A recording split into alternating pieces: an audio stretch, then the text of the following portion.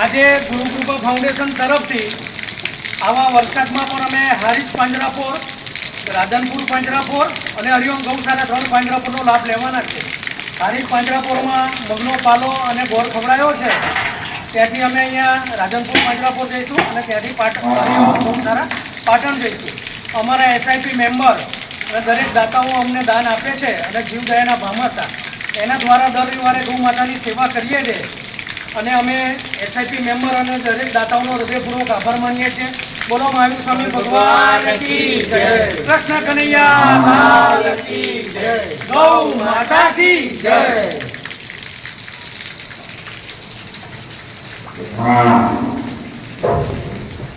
Wow.